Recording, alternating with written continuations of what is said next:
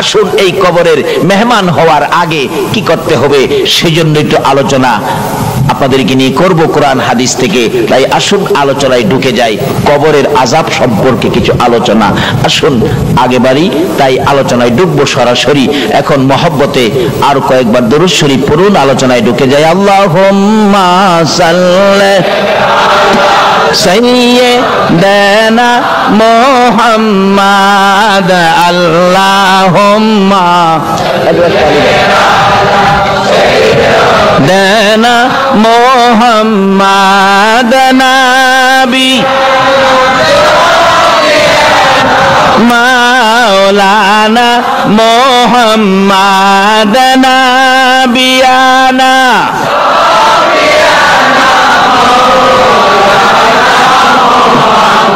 নিবানিশি মনের আমার আর দিও না যন্ত্রণা, দিবা মনের আমার আর দিও না যন্ত্রণা, হায়রে দনে যদি হইতাম দনি যাইতাম সোনার মদিনা, হায়রে দনে সোনার মদিনা। আল্লাহুম্মা সাল্লি সাইয়্যিদানা মুহাম্মাদ, আল্লাহুম্মা সাল্লি সাইয়্যিদানা মুহাম্মাদ নাবি মাওলানা মুহাম্মাদ নাবিয়ানা মাওলানা বালাগাল উলা বিকামালিহি কাশাফাদ দুজা বিজামালিহি হাসনাতে জামিউ খিসালিহি সাল্লাল্লাহু বাবারা। আসুন সর্বপ্রথম আলোচনায় যাই। কোরআন শরীফ থেকে আমি তেলাওয়াত করেছি, কুল্লু নাফসিন যায়িকাতুল মাউত, আমাদের সকলকে একদিন মৃত্যুর স্বাদ গ্রহণ করতে হবে কিনা? এই যে হবে, এটা আমাদের কথা না, কথাটা আল্লাহর। বলুন কথাটা কার? কোন আল্লাহ? যে আল্লাহ আমাদেরকে সৃষ্টি করেছেন, ওই আল্লাহই বলতে পারবে আমরা যে মরতে হবে। কিন্তু যিনি আমাদেরকে বানাইছেন, এই মাউত যে বানাইছে, সে বলতে পারবে এটা কতদিন টিকসই হবে। কি বলেন, ঠিক কিনা? এই ফ্যানটা যে বানাইছে, সেই বলতে পারবে এটা কতদিন টিকসই হবে। কিন্তু এটা যে বানাইছে, সে বললেন এটা 5 বছর টিকসই হবে। আমি যদি বলি 50 বছর, বলুন তো আমার কথাটা কি সঠিক হবে? কেন? এটা বানাইছে যে, সেই জানে এটার মধ্যে কি মেডিসিন দেওয়া আছে, সেই বলতে পারবে কতদিন টিকসই। তাই আল্লাহ রাব্বুল আলামিন আমাদের এই ভরির মধ্যে নাট বল্টু যা কিছু আছে সবগুলো কে দিয়ে বানাইলেন? যেই জাতের জিনিস দিয়ে বানাইলেন, ওই মালিকই বলতে পারবে এটা যে কতদিন যাবে। এই জন্য বলতেছেন তোমরা সকলেই একদিন মৃত্যুর কুলে ঢলে পড়তে হবে। যদি জিগাই খোদা গো কোন মেডিসিন দিয়ে বানাইলেন আমরা যে মৃত্যুর কুলে ঢলে পড়বো, তা আল্লাহ ওয়াজ করে বোঝাবে। কোরআন শরীফ, খলিকাল ইনসানু যায়িফা, তোমরা যে মরে যাইবা, এই জন্য, কারণ আমি তোমাদেরকে বানানোর সময় নরম করে বানাইছি, দুর্বল করে বানাইছি। খলিকাল ইনসানু যায়িফা, এই মানুষ আমি তোমাদেরকে দুর্বল করে বানাইছি। বলুন আমাদেরকে দুর্বল করে বানাইছে কে বলতেছে? এখন যদি জিগায় আল্লাহ আমরা দুর্বল করে কি দিয়া বানাইছেন, আল্লাহ তাও জবাব দিবেন কোরআন শরীফ, ইন্না খলাকনাল ইনসানা মিন নুতফা, একবারে নাপাক দুর্গন্ধযুক্ত পানি দিয়া বান্দা তোরে বানাইছি। তাই তুমি যে মরে যাইবা এটা মাইনা নাও। বলুন আল্লাহ যেভাবে আমাদেরকে বুঝাইলেন আমাদের মরতে হবে, এটা কি আপনাদের বিশ্বাসে আসছে? তাহলে মরার পরে যেই দেশে যাবেন এই দেশটার নাম কি? এই দেশটার নাম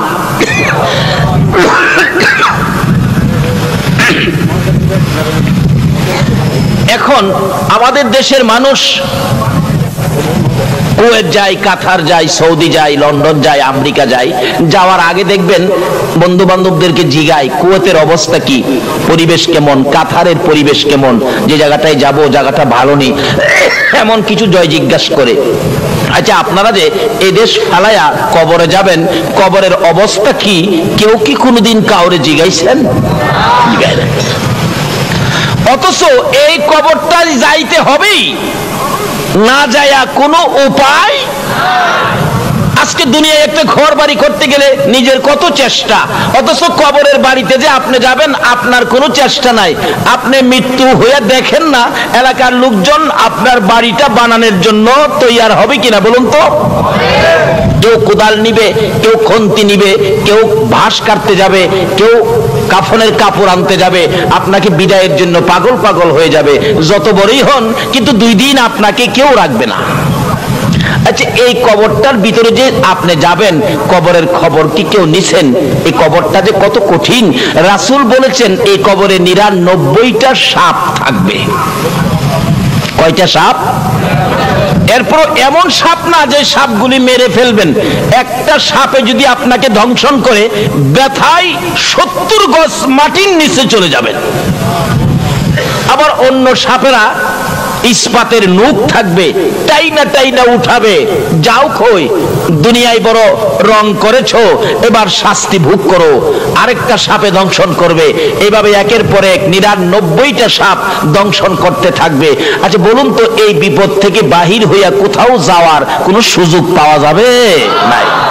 কিন্তু এখান থেকে সুযোগটা নিতে হবে। কিভাবে নেবেন?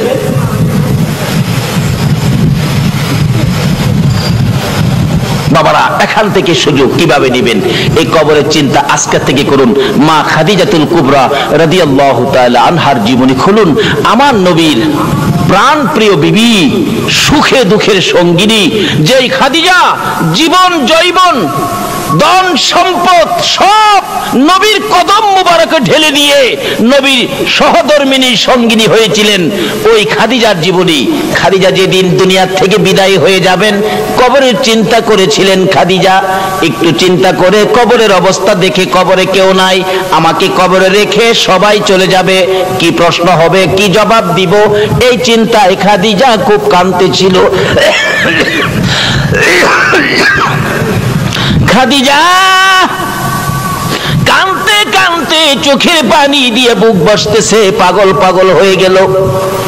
খাতুনে জান্নাত ফাতেমাতুজ জাহরা একেবারে ছোট মেয়ে, মার কান্না দেখে বারবার বলতেছেন, মা গো এইভাবেই কেন কান্দো? ও মা তুমি কেন কান্দো বলো? কোনো কথাই বলে না। দৌড়ায় নবীজির সামনে হাজির হয়ে গেলেন। আব্বা হ্যাঁ, মা কান্দে, কত কথাই বলি, কোনো কথাই মা জবাব দেয় না। একটু আসেন মাকে জিজ্ঞেস করেন আমার মা কেন কান্দে। মা খাদিজাতুল কুবরা রাদিয়াল্লাহু তাআলার খবর পাইয়া এবার আমার নবী খাদিজার সামনে হাজির হলেন। রে খাদিজা কেন কান্দো, কি ব্যথা কি দুঃখ বলো? হুজুর অন্য কোনো দুঃখ নয়, আমি তো কবরের চিন্তায় আমি কাঁদতেছি। কবরে একা করে কেমনে থাকবো, প্রশ্ন কি হবে, কি জবাব দিব, সেই ভয়ে কান্দি। আমার নবী বলেন, খাদিজা রে আমি রাসূল তোমার পক্ষে আছি, এত ভয়ের কারণ তোমার নাই। বলুন রাসূল যদি কারো পক্ষে থাকে কোনো ভয় আছে কিনা? ও খাদিজা আমি রাসূল যে তোমার পক্ষে, তোমার কিসের ভয়? খাদিজা বলে, হুজুর দুনিয়ায় আপনি থাকবেন আমার পক্ষে, কবরে তো আপনি যাবেন না। রাসূল বলেন, খাদিজা কবরে না গেলেও আমি উপর থেকেও ভিতরের কাজ চালাইতে পারি। আল্লাহু আকবার বলুন। বলুন নবী উপর থেকেও ভিতরের কাজ চালাইতে পারে কিনা? যদি নবীর পরিচয় কবরে যা দেওয়া যায় আর কোনো ভয় আছে? তার বাস্তব। আমি কিছুদিন আগে কেরানীগঞ্জ মাহফিলে গেলাম, কেরানীগঞ্জের এমপি হলেন আমানুল্লাহ আমান এবং মন্ত্রীও। মাহফিল শেষে রাত্র 12টা 1টার পরে বাহির হব, বললাম এত রাত্রে যাব, রাস্তাঘাটে নিয়ে কোনো বিপদ হয়, গাড়ি নিয়ে ব্রেক দেয়, কি করি না করি। যে একজন কমিটির লোক বলে, হুজুর একটা পোস্টার নিয়ে যান, পোস্টার, এই পোস্টারটা দেখাবেন। সব শেষ, কারণ পোস্টারের মধ্যে আমানুল্লাহ আমানের নাম আছে, উনিও ছিলেন, তার বাড়ির পাশেই মাহফিলটা ছিল।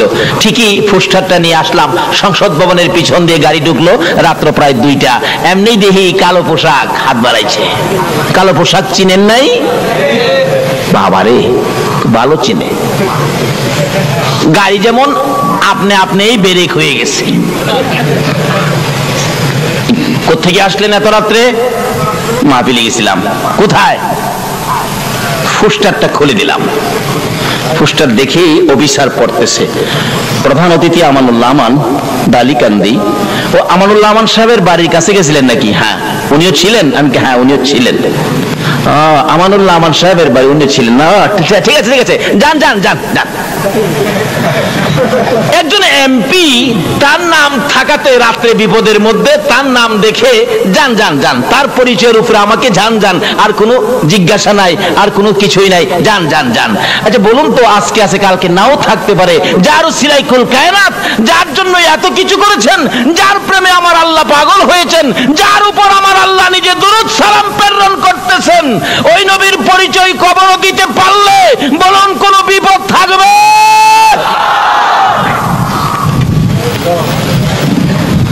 কবর দেওয়ার সময় তো এই কথাটাই বলে দেওয়া হয়, বিসমিল্লাহি ওয়ালা, কি কয় কি কয়, বিসমিল্লাহি ওয়ালা। কার মিল্লাতের উপর দেওয়া হয়? এখন এই নবীকে চিনা দরকার আছে কিনা? এই নবীকে ভালোবাসা দরকার আছে কিনা? আমার আল্লাহ বলেন, কেন তোমরা আমার নবীকে ভালোবাসবি না রে? আমার নবী তোমাদের জন্য কত কষ্ট করেছে। উহুদের জমিনে যেদিন আমার নবীকে মারতে মারতে 2টা দান মুবারক শহীদ করে দিয়েছিল, আমার নবী মুখের উপর হাতটা লাগাইয়া চোখের পানিগুলো ছেড়ে ছেড়ে কান্দে। দাঁত ভাঙ্গা ব্যথার রক্ত মুবারক, ঠোঁটগুলি বেয়ে বেয়ে, দাড়িগুলো লাল হয়ে গেছে, জামাটা পর্যন্ত ভিজতেছে। তারপরেও কাফের বেঈমানেরা চারদিক ঘেরাও করে ফেলেছে। রাসূল বলেন, যেদিকে তাকাই রে শুধু শত্রুর হাতিয়ার, বন্ধু বলে কাউরে দেখি না। ডান দিকে তাকাইলে বাম দিক থেকে মারে, বাম দিকে তাকাইলে ডান দিক থেকে মারে। এইভাবে মারতে মারতে মাথার লোহার টুপিটা টুকরা টুকরা করে জমিনে ফেলে দিল। লম্বা লম্বা 2টা টুকরা গো মাথার 2 পাশে দিয়া ভিতরে ঢুকে গেছে। রাসূল বলেন, এমন ভাবে ভিতরে ঢুকেছে, বহু টানাটানি করেছি, খুলতে পারি না। মাথার ব্যথায় আমার নবী মাথা চক্কর খাইয়া উহুদের জমিনের মধ্যে পড়ে গেছে। তারপরও নবীকে মারতে ছিল দুনিয়া থেকে বিদায় করে দেওয়ার জন্য। এমন সময় হযরতে জিবরাইল এইভাবে 2টা হাত বাড়াইয়া আমার নবীর কুলে উঠাইয়া টান দিয়া সরাইয়া নিয়ে আসছে। উহুদ পাহাড়ের মাঝামাঝি, নিচ থেকে দেখা যায় না এমন একটা জায়গায়, নিজের চোখে দেখে আসছে, আল্লাহ দেখাইছে, নিচ থেকে দেখা যায় না এমন একটা জায়গায় আমার নবীকে জিবরাইল কোলে লইয়া ওই জায়গাটায় নিয়ে গেছে। জিবরাইল বলেন, নবীকে কোলে রাখাই আমি ডাকতেছিলাম, রে উহুদের পাথর, ও উহুদের পাহাড় দেখ, যেই নবী না হইলে কিছুই হতো না, তোরাও হতে না, আমিও হতাম না। এই নবীকে মারতে মারতে বেহুশ করেছে, একটু বিছানার ব্যবস্থা করে দে, আল্লাহর বন্ধুকে শোয়াইয়া রাখি। জিবরাইল বলেন, এই বলে ডাক দেওয়ার সঙ্গে সঙ্গে দেখি লম্বা একটা পাথর ফাইটা তোলার মতো নরম বিছানা হইয়া যায়। আজকে পাথর হইয়া আমার নবীরে চিনে রে, উম্মত হইয়া নবী চিনলাম না। জিবরাইল বলেন, আশ্চর্য হয়ে গেলাম, পাথর এত সুন্দর বিছানা কিভাবে হলো? এবারে জিবরাইল ওই বিছানার মধ্যে আমার নবীকে শোয়াইয়া দিলেন। এখনো নবীর জ্ঞান ফিরতেছে না। দয়ার নবী মায়ার নবীর দিকে তাকাইয়া জিবরাইল ডাকতেছে, ইয়া রাসূলুল্লাহ, জ্ঞান বুঝি এখনো ফিরে নাই, ব্যথা বুঝি বেশি। একটু পরে নবীজির চোখ 2টা খুলছে, চোখের পানি জর্জর করে ছেড়ে দিছে। জিবরাইলের দিকে তাকাইয়া জিবরাইল বলেন, ইয়া রাসূলুল্লাহ, জানতে চাই গো আল্লাহর বন্ধু, দান 2টা শহীদ হয়ে গেছে, দাঁত ভাঙ্গা ব্যথা কেমন লাগে গো বলুন না। আমি জিবরাইলের কাছে বলুন না, আমার নবী জিবরাইলের দিকে তাকাইয়া কান্দে। আমার নবীর দিকে তাকাইয়া জিবরাইল বলেন, হুজুর মাথা ভাঙ্গা গো, এই মাথা ভাঙ্গার ব্যথা কেমন লাগে আমি জিবরাইলের কাছে বলুন না।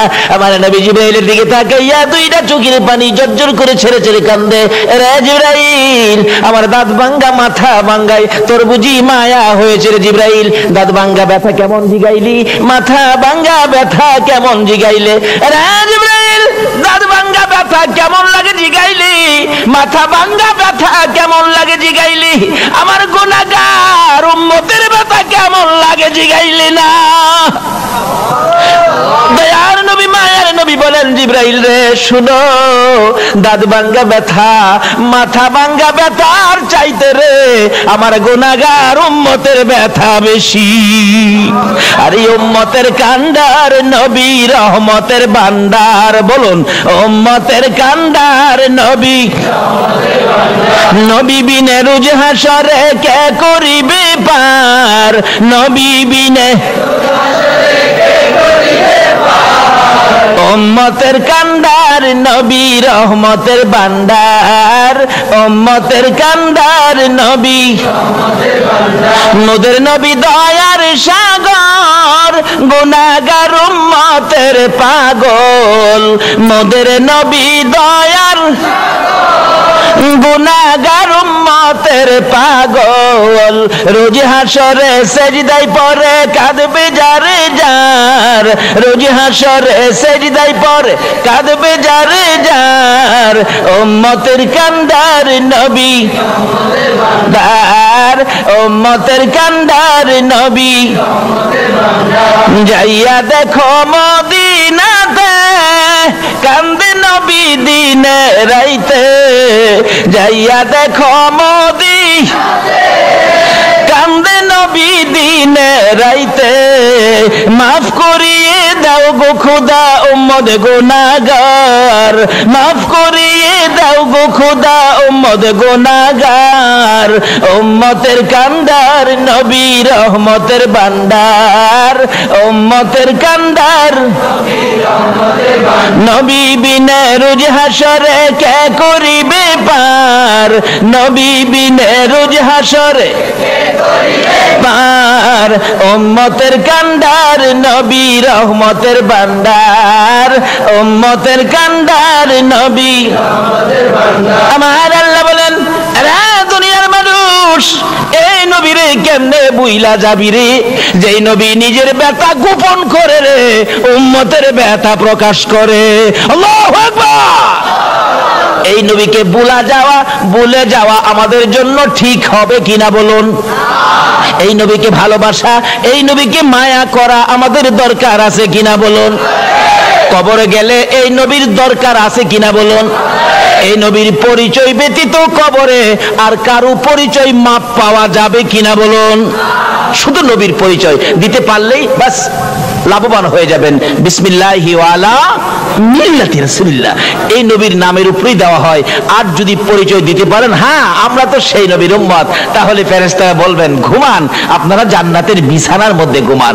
মা খাদিজা বলেন, ইয়া রাসূলুল্লাহ আমি তো কবরের চিন্তায় আমি কাঁদতেছি। কিসের চিন্তায়? কোন কবর? আল্লাহু আকবার। কি যে কবরের অবস্থা, খবর তো নিলেন না। বিদেশ যাবেন কত খবর নিলেন, কবরে যে যাবেন এই খবর তো নিলেন না। আমাদের পার্শ্ববর্তী রাষ্ট্র মুসলমান রাষ্ট্র পাকিস্তান, পীরদুহা কবরস্থানে সবচেয়ে বড় কবরস্থান পীরদুহা কবরস্থান। একটা যুবক ছেলে মারা গেলে কবর করে লাশটাকে জানাজা দিয়ে কবরে নিয়ে গেলেন, যায়া দেখে কবরটা বন্ধ হয়ে গেছে। ইমাম সাহেব ছিলেন আল্লাহর ওলি মানুষ, আল্লাহর ওলি ইমাম সাহেব বলতেছেন, বাবারে তোমরা কি কবর করো নাই? হুজুর কবর তো করেছি, কিন্তু কই, কিন্তু কবরের মাটি বন্ধ হয়ে গিয়ে বুঝাইতেছে তোর মতো পাপীকে রাখবো না, কবর বন্ধ। বলুন এই কবরে আমাদের প্রত্যেকের যাইতে হবে কিনা? ইমাম সাহেব বলেন আরেকটা কবর করো, আরেকটা কবর করা হলো। হাজার হাজার মানুষের সামনে কবরটা বন্ধ হয়ে গেছে, বুঝাইতেছে তোর মতো পাপীকে রাখবো না। ইমাম সাহেব বলেন আরেকটা করো, 3টা পর্যন্ত দেখি। 3টা কবর করা হলে কবরটা আর বন্ধ হলো না। 91 সনের ঘটনাটা, বেশি দিন আগের নয়। 3 নাম্বার কবর বন্ধ হলো না। আল্লাহর ওলি বলেন 2 জন লোক কবরে নামো, 2 জন যুবক কবরে নামছে, লাশটা দাও, লাশটা নিয়ে আসো, দাও তাদের কাছে। লাশটা নিয়ে আসার আগে আগে কবর থেকে 2টা লোক বলতেছে, হুজুর লাশটা কবরে দিয়েন না, দিবার আগে আপনি একটু দেখেন কবরের অবস্থা কি। আল্লাহর ওলি বলেন দৌড় দিয়ে কবরের পারে যাইলাম, যাইয়া দেখি কবরের ভিতরে 2-2.5 হাত লম্বা লম্বা, এই মোটা মানুষের চোখের মতো বড় বড় চোখ, কালো রঙের বিচ্ছু কবরটা ভরে গেছে। বলুন এই কবরে আমাদের প্রত্যেকের যাইতে হবে কিনা? এবং এই কবরে অনেকের আত্মীয় স্বজন, দাদা দাদি, মা বাবা ঘুমিয়ে আছে কিনা? নিজে তো কবরের খবর নিলেনই না, এমনকি মা বাবা যে কবরে, এই খবরও তো নিলেন না। কি পায়া এই সমস্ত জায়গাগুলি ভুলে গেলেন? বলে হুজুর এই কবরের বিপদ থেকে আমরা বাঁচবো কিভাবে? বাঁচতে হলে আসুন নবীকে চিনি। বলুন কাকে চিনি? যে নবীর দোহাই দিলে সব কি পরিষ্কার। যদি বিশ্বাস না হয় মুসা নবীর জীবনী খুলুন। মুসা আলাইহিস সালামের একজন উম্মত ছিলেন যার জীবনে নাফরমানি ছিল 200 বছর। বলুন কয়শো বছর? 200 বছর নাফরমানি করার পর মৃত্যু হয়ে গেল। এলাকার লোকজন বলেন এত বড় নাফরমানকে দাফন করব না, গলায় রশি লাগাইয়া শেষরাইয়া ময়লার মধ্যে, ময়লার আবর্জনার মধ্যে ফেলে দিলেন। একদিন চলে গেল, কিছু হয় না। 2 দিন চলে গেল, কিছু হয় না। 3 দিন পার হয়ে গেল। আমার আল্লাহ ডাকে মুসা রে, ওই ময়লা আবর্জনার মধ্যে আমার একজন বন্ধু বসে আছে, আমার বন্ধুটাকে আইনা কাফন দাফন করো, আমার বন্ধু ময়লার মধ্যে পড়ে আছে। মুসা নবী বলেন প্রভু গো, আপনার বন্ধু ময়লার উপরে কোন জায়গায়? ঠিকানা দিলেন। না না না, এত নাফরমান, 200 বছর পর্যন্ত নাফরমানি করছে। যার জীবনে ভালো কোনো কাজ করে না, খারাপ কোনো কাজ পাইলে ছাড়ে না, সেই ব্যক্তি। আল্লাহ বলেন ও মুসা শুনো, তোমরা দেখেছো 200 বছর নাফরমানি করেছে, আর গভীর রাত্রে আমার ওই বন্ধু একটা কাজ করেছে রে, এই কাজটা দুনিয়ার কেউ দেখে নাই, আমি আল্লাহ দেখছি। বলেন কি কি কাজ? মুসা তোমাকে যে তাওরাত কিতাব দিয়েছি, দিয়েছো, ওই কিতাবটা রাত্রে যখন ঘুমের ঘরে ঘুমাইতে যায়, ওই নাফরমান যুবকটা ঘুমাইবার আগে, বিছানায় শুইবার আগে রে, তাওরাত কিতাবটা টান দিয়ে নামাইয়া পৃষ্ঠা পৃষ্ঠা করে উল্টাই, একটা একটা পৃষ্ঠা চেক করে যত জায়গায় আমার হাবিবের নাম পাইছে রে মুসা, আমি দেখেছি শ্রদ্ধা ভরে ভালোবাসার সহিত আমার বন্ধুর নামের মধ্যে চুমা খাইছে রে মুসা। যার প্রেমে আমি আল্লাহ এত কিছু করেছি, তুমি মুসার নবুয়তি আমি আল্লাহ দিয়েছি, আমার ওই হাবিবের নামে, বন্ধুর নামে প্রত্যেকটা রাত্রে সবগুলি নাম তালাশ করে করে চুমা খাইছে। জীবনে কোনোদিন আমার বন্ধুর নামে চুমা না খাইয়া যুবকটা ঘুমায় নাই। তাই আমি আল্লাহ তারা 200 বছরের নাফরমানি একদিকে নিয়েছি, আর আমার বন্ধুর নামের চুমাটুকু আরেকদিকে নিয়েছি। আমি আল্লাহ চেয়ে চেয়ে দেখি রে, নাফরমানির চাইতে আমার বন্ধুর নামের চুমা দিয়ে আমি আল্লাহর কাছে বড় ভালো লাগে রে মুসা। আমার বন্ধুর নামের চুমার খাতিরে আমি তার 200 বছরের নাফরমানি ক্ষমা করে দিয়েছি। যে নবীর নামের ভালোবাসার চুমাই মুসা নবীর উম্মত 200 বছরের নাফরমানি করে আমার নবীর নামে চুমা দিয়ে ক্ষমা পেয়ে যায়, এই নবীর ভালোবাসায় কিছু করলে বলুন আমরা ক্ষমা পাইব কিনা? বাবারা আসুন সেই জায়গাটা চিনি। তাই বলতেছিলাম আল্লাহর ওলি বলেন কবরের মধ্যে বড় বড় বিচ্ছু। পাকিস্তানের ঘটনা 91 সনে বলতেছেন বাবা যুবক, ও বাবা যুবক পাগলামি করো না, এই যে দেখো কবরের অবস্থা, এই কবরেই তাকে দিতে হবে। লাশটা কবরে নামায়া দিলে বিচ্ছুগুলো কাফনের কাপড়ের উপর দিয়েই কামড়ে এমন জোরে কামড় দেয়, হাড্ডিগুলো টাইনা টাইনা খুলতেছে, কিন্তু কেউ কিছু করার সুযোগ নাই। আল্লাহর ওলি বলেন তাড়াতাড়ি করে তোমরা মাটি দিয়ে দাও। বাবারে যেই কবরে বিচ্ছু হাড্ডি খুলবে, এই কবরে আমাদের প্রত্যেকের যাইতে হবে কিনা বলুন তো? মা খাদিজা বলেন ইয়া রাসূলুল্লাহ, এই কবরে যেতে আমার ভয় করে। নবীর আদরের বিবি হইয়া, সকল মুমিনের মা হইয়া রে কবরে যাইতে ভয় করে রে। আমরা তো জীবনে কোনোদিন কবরের চিন্তা করলাম না। মা খাদিজা বল, হুজুর আমি কবরের চিন্তায় কান্দি, কবরে কিভাবে মুলকিন নকিরের সওয়ালের জবাব দিব, কবরে কিভাবে একা থাকবো, কবরে কেমনে এই ভয়ে আমি কাঁদতেছি। রাসূল বলেন, খাদিজা কাঁদো না, আমি রাসূল তোমার পক্ষে আছি। খাদিজা বলেন, ইয়া রাসূলুল্লাহ, খালি পক্ষে থাকলে হবে না, আমার সাথে 3টা কথা ওয়াদা দেন, তাহলে আমি কান্দা থামাবো। কি কথা? 1 নম্বরে হলো আপনার একটা পাঞ্জাবি মুবারক দিয়ে আমার কাফন পরাবেন। নবীজির পাঞ্জাবি দিয়ে কাফন পরাইলে বলুন তার দাম বাড়বে না কমবে? নবীর পাঞ্জাবির পাওয়ার আছে না? দুনিয়াতে তো দেখেন কালা পোশাকের পাওয়ার আছে না? কালা পোশাক, অথচ তারা আমাদের ছেলে, আমাদের ভাতিজা, আমাদের ভাই, কিন্তু এরপরও পোশাক লাগাইয়া 10-20 জন একসাথে যখন বাইরে হয়, একবার চায় আর দ্বিতীয়বার চায় না, মাথা নিচে দেলা। চিনছেন তো কার কথা কইতেছি? অথচ আমাদেরই ভাই তারা, আমাদেরই ভাতিজা, আমাদের ছেলে, কিন্তু কালা পোশাকে এদের পাওয়ার বাড়াইছে না কমাইছে? খাদিজা বলছে, নবী গো, আপনার একটা জামা আমার গায়ে লাগাবেন। বলুন নবীর জামা যার গায়ে লাগবে তার পাওয়ার বাড়বে না কমবে? কবরের ভয়ে খাদিজা বলতেছেন নবীজির একটা পাঞ্জাবি দিয়ে কাফন। রাসূল বলেন, ঠিক আছে। আর দ্বিতীয় কথা কি? নবী গো, আপনি আমাকে যে কবরে শোয়াবেন, আমাকে শোয়াইবার আগে আপনার শরীর মুবারক দিয়ে এই কবরটা একটু মরাইয়া দিয়ে আসবেন। আচ্ছা ঠিক আছে। তৃতীয় কথা, হুজুর মুলকিন নকিরের সওয়ালের জবাব আমি খাদিজা দেওয়ার সাহস রাখি না, নবীর বিবি হইয়া সাহস রাখে না, আমরা কিভাবে জবাব দিব? তাই কবি বলেছেন, কবরের হালত যদি জানিতা গরবারি সারিয়া পাগল হইতা। কবরের খবর তো নিলেন না, সব ছেড়ে পাগল হয়ে যেতেন।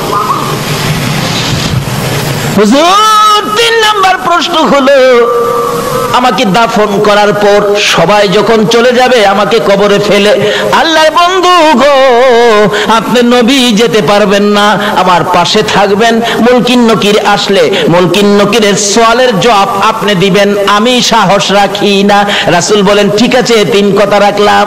এবার মৃত্যুর পরে কাফন নবীজির জামা দিয়ে হলো, নবী নিজে কবরে নামলেন, খাদিজাকে শোয়াইলেন, দাফনের কাজ সম্পূর্ণ হলো, সাহাবীরা সব সরে গেল, আমার নবী খাদিজার মাথার পাশে বসে আছে। 10 মিনিট চলে যায়, মুলকিন নকির আসে না। আধা ঘন্টা চলে যায়, মুলকিন নকির আসে না।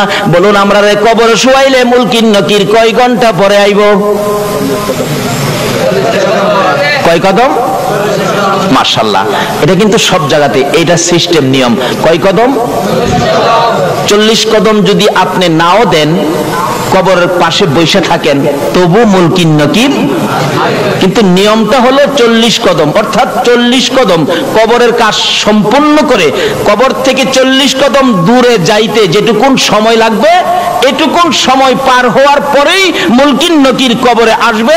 আপনি কবর ছাড়েন বা নাই ছাড়েন, একেবারে সেনাবাহিনীর প্রধান যদি থাকে, 1 ব্যাটালিয়ন সৈন্য মোতায়েন করা হয়, তবে মুলকিন নকির ফিরানো যাবে না। আয়েশা হাজির,